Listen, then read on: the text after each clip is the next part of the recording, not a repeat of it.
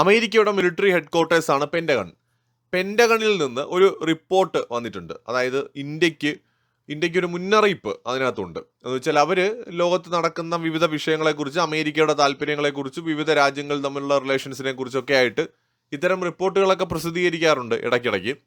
So ഇപ്പോൾ അവർ പറയുന്നത് ചൈനയെ വിശ്വസിക്കരുത്, ചൈന നമുക്കിട്ട് പണി തരാൻ ചാൻസ് ഉണ്ട്. ഇപ്പോൾ ചൈന ഇന്ത്യയുമായിട്ട് ചർച്ചയ്ക്ക് വരുന്നു, അല്ലെങ്കിൽ അതിർത്തി ശാന്തമാണ്, ചൈനീസ് പട്ടാളം അതിർത്തിയിൽ തമ്പടിക്കുന്നതിൽ നിന്ന് പിന്മാറിയിട്ടുണ്ട്, അപ്പോൾ എല്ലാം ശാന്തമാണെന്ന് തോന്നുന്നുവെങ്കിലും ഇത് കണ്ടിട്ടൊന്നും നിങ്ങൾ ചൈനയെ വിശ്വസിക്കരുത്, ചൈന ചതിക്കും, ഇത് ചൈനയുടെ ഒരു ലോങ് ടേം സ്ട്രാറ്റജിയുടെ ഭാഗമാണ്. ഒരു വശത്ത് അവർ നിങ്ങളുമായിട്ട് ചർച്ചകളും മറ്റുമൊക്കെ നടത്തും, അതുപോലെ തന്നെ ഡിപ്ലോമസിയുടെ വഴികൾ തിരഞ്ഞെടുക്കും. പക്ഷേ പെട്ടെന്നൊരു സുപ്രഭാതത്തിൽ ചൈന നിങ്ങളെ ആക്രമിക്കാനുള്ള സാധ്യതയുണ്ട്. അപ്പോൾ അതുകൊണ്ട് ഇന്ത്യ കരുതലോടെ, ജാഗ്രതയോടെ വേണം ചൈനയുമായിട്ട് ഇടപെടാൻ. ചൈന അരുണാചൽ പ്രദേശിനെ ഓർത്ത് വല്ലാതെ അസ്വസ്ഥപ്പെടുകയാണ്. അവർക്ക് അരുണാചൽ പ്രദേശ് പിടിച്ചെടുക്കണമെന്ന അതിയായ ആഗ്രഹമുണ്ട്.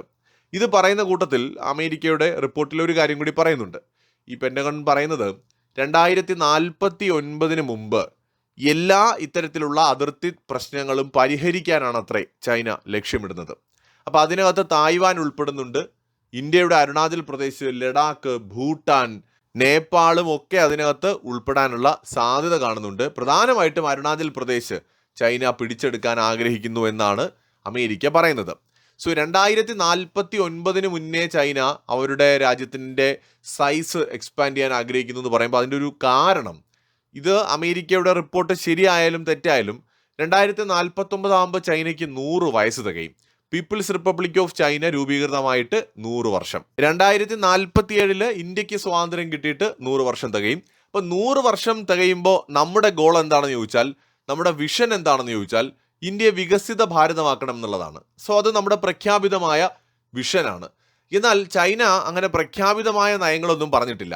പക്ഷെ അവിടെ ചൈനയുടെ 5 ഫിംഗേഴ്സ് പോളിസി, അതുപോലെ വ്ളാഡിവോസ്റ്റോക്കുമായി ബന്ധപ്പെട്ടുള്ള അതിർത്തി പ്രശ്നങ്ങൾ, ഇതെല്ലാം നമ്മൾ ചർച്ചയാവേണ്ടതുണ്ട്. തായ്വാനുമായി ബന്ധപ്പെട്ട കാര്യങ്ങൾ, 5 ഫിംഗേഴ്സിനെ കുറിച്ച് പറഞ്ഞാൽ ഒഫീഷ്യലായിട്ട് ചൈന എവിടെയും 5 ഫിംഗർ പോളിസിയെ കുറിച്ച് കൺഫേം ചെയ്യുകയോ അത് അവരുടെ അങ്ങനെ ഒരു പോളിസി ഉള്ളതായിട്ട് അംഗീകരിക്കുകയോ ഒന്നും ചെയ്തിട്ടില്ല. പക്ഷേ ഇന്റലിജൻസ് റിപ്പോർട്ടുകളും മറ്റുമൊക്കെ പ്രകാരം പുറത്ത് കിട്ടിയിട്ടുള്ള ഒരു വാർത്തയാണത്. അതനുസരിച്ച് മാവോയുടെ കാലഘട്ടത്തിൽ പല ചർച്ചകളിലും ഈ ഒരു പോളിസിയെ മുന്നോട്ട് വന്നിട്ടുണ്ട്. ഈ പേരിൽ തന്നെയാണോ അവർ വിളിച്ചതെന്ന് അറിയില്ലെങ്കിലും മാവോ ടിബറ്റിനെ കൈപ്പത്തിയായിട്ടും 5 പ്രദേശങ്ങളെ 5 വിരലുകളായിട്ടുമാണ് കാണുന്നത്. അതിനകത്ത് ഇന്ത്യയുടെ ലഡാക്ക്, സിക്കിം, അരുണാചൽ പ്രദേശ്, അതുപോലെ നമ്മുടെ ഭൂട്ടാൻ, നേപ്പാൾ, ഇത്രയും പ്രദേശങ്ങൾ ഉൾപ്പെടുന്നുണ്ട്. അപ്പോൾ ഈ 5 വിരലുകൾ കൈപ്പത്തിയോടൊപ്പം കൂട്ടിച്ചേർത്താൽ മാത്രമേ അത് പൂർണ്ണമാകൂ എന്നാണ് മാവോ പല യോഗങ്ങളിലും ചർച്ചകളിലും ഒക്കെ പറഞ്ഞിരുന്നത് അത്രേ. സോ ഇതിലൂടെ ഹിമാലയൻ റീജിയന്റെ മുഴുവൻ കൺട്രോള് ചൈനയുടെ കയ്യിലേക്ക് വരണമെന്നുള്ളത് കൂടിയാണ് അവരുടെ ഉദ്ദേശം.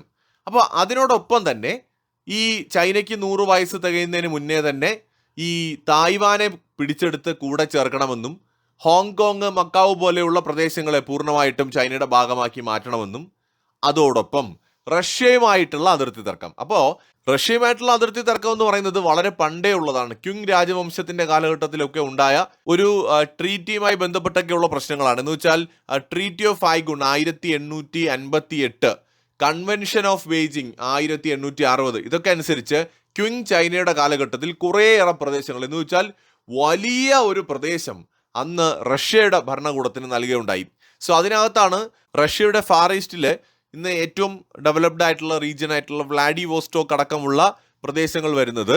സോ ഈ ഏരിയ ഉൾപ്പെടെ മുഴുവൻ പ്രദേശങ്ങളും പിടിച്ചെടുത്ത് ചൈനയുടെ ആ ഒരു രാജ്യത്തിൻ്റെ വിസ്തൃതി വർദ്ധിപ്പിക്കണമെന്നൊക്കെ ഉള്ളതാണ് ചൈനയുടെ ലോങ് ടേം പദ്ധതി. സോ അതിന് വേണ്ടിയിട്ട് ചൈന പരിശ്രമിക്കുമെന്നും, അപ്പോൾ ഇന്ത്യയുടെ അരുണാചൽ പ്രദേശ് വലിയ ഒരു പ്രതിസന്ധിയിലാണ്. അപ്പോൾ ഇന്ത്യക്ക് ചൈനയുമായിട്ടൊരു യുദ്ധം ചിലപ്പോൾ ചെയ്യേണ്ടി വന്നേക്കാം, ചൈന ഇന്ത്യയെ ആക്രമിക്കാൻ ചിലപ്പോൾ മടി കാണിക്കില്ല എന്നൊക്കെ അമേരിക്ക പറയുമ്പോൾ സ്വാഭാവികമായിട്ട് നമ്മുടെ മനസ്സിൽ സംശയങ്ങൾ വരുമല്ലേ. കാരണം അമേരിക്ക ഇങ്ങനെ പറയുമ്പോൾ അമേരിക്കനെ വിശ്വസിക്കാൻ പറ്റുമോ? ഇപ്പോൾ ഇന്ത്യ അമേരിക്ക റിലേഷൻ നന്നായിട്ട് പോകുന്നതിൽ ചൈനയ്ക്ക് താല്പര്യമില്ല, ചൈന അതിനെ തകർക്കാൻ ശ്രമിക്കുന്നുണ്ട് എന്നൊക്കെ പെൻറ്റഗൺ റിപ്പോർട്ടിൽ പറയുന്നുണ്ട്. ഇതൊക്കെ ഭയങ്കര കോമഡിയാണ്. കാരണം ട്രംപ് ഇന്ത്യ അമേരിക്ക ബന്ധം തകർക്കാൻ ശ്രമിച്ചതിൻ്റെ 100-1 ചൈന ശ്രമിച്ചിട്ടില്ല, സക്സസ് ആയിട്ടുമില്ല. ട്രംപിൻ്റെ താരിഫ് ഭീഷണികളും ഇന്ത്യയോടുള്ള ശത്രുതാപരമായ നിലപാടുകളും പാകിസ്ഥാനും അടിയിലെടുത്തി പാല് കൊടുത്തതും ഒക്കെ സ്വാഭാവികമായിട്ട് ഇന്ത്യ അമേരിക്ക ബന്ധത്തെ വല്ലാതെ ബാധിച്ചിട്ടുണ്ട്. അപ്പോൾ ഈ അമേരിക്കയെ 100% വിശ്വസിക്കാൻ പറ്റുമെന്ന് വെച്ചാൽ ഇല്ലേ ഇല്ല. കാരണം ഇന്ത്യ, റഷ്യ, ചൈന ഒരു ഗ്രൂപ്പ് ഉണ്ടാവുന്നതിനെ അമേരിക്ക ഭയങ്കരമായിട്ട് ഭയപ്പെടുകയും എതിർക്കുകയും ചെയ്യുന്നുണ്ട്. ഇന്ത്യയും ചൈനയും തമ്മിലുള്ള റിലേഷൻ കൂടുതൽ ദൃഢമാവുന്നതും ഏഷ്യയിലെ പ്രധാന രാജ്യങ്ങൾ ഒന്നിച്ചു നിൽക്കുന്നതുമൊക്കെ അമേരിക്ക അസ്വസ്ഥപ്പെടുത്തുന്നുണ്ട്. അപ്പോൾ അതുകൊണ്ട് അമേരിക്ക ഇത്തരം കുത്തിത്തിരിപ്പുകളായിട്ടൊക്കെ വരും. പക്ഷേ നമ്മുടെ ഒരു അനുഭവത്തിൽ ചൈനയെ വിശ്വസിക്കാൻ പറ്റുമോ? അതുമില്ല. അതാണ് നമ്മുടെ ഒരു ഗതികേട്. നമുക്ക് അങ്ങനെ ഈ പറയുന്ന ചൈനയെയോ അമേരിക്കയോ ഒന്നും വിശ്വസിക്കാൻ പറ്റില്ല. അമേരിക്കയുമായിട്ട് നമ്മൾ നല്ല ടേംസിലിരിക്കുമ്പോഴാണ് ഇന്ത്യയുമായിട്ട് നല്ല ബന്ധമുള്ള ബംഗ്ലാദേശിൽ അട്ടിമറി നടത്തി ഷേഖ് ഹസീന അവിടെ നിന്ന് ഓടിക്കുന്നു, ഇന്ത്യയെ വല്ലാത്ത പ്രതിസന്ധിയിൽ കൊണ്ടിടുന്നു. അപ്പം അമേരിക്കയുടെ പ്രവൃത്തികളൊക്കെ പലപ്പോഴും ഇന്ത്യക്ക് വളരെ നഷ്ടങ്ങളാണ് വരുത്തിയിരിക്കുന്നത്. അപ്പം അമേരിക്കയെ നമുക്ക് ഒരു കാലത്തും വിശ്വസിക്കാൻ പറ്റില്ല. ചൈനയും അതുപോലെ തന്നെയാണ്. അപ്പോൾ നമുക്ക് ഒട്ടും വിശ്വസിക്കാൻ കഴിയാത്ത രണ്ട് രാജ്യങ്ങളാണ്. ചൈനയും വിശ്വസിക്കരുത്, അമേരിക്കയും വിശ്വസിക്കരുത്. നമുക്ക് വിശ്വസിക്കാൻ കഴിയുന്നത് നമ്മുടെ ശക്തിയിലാണ്.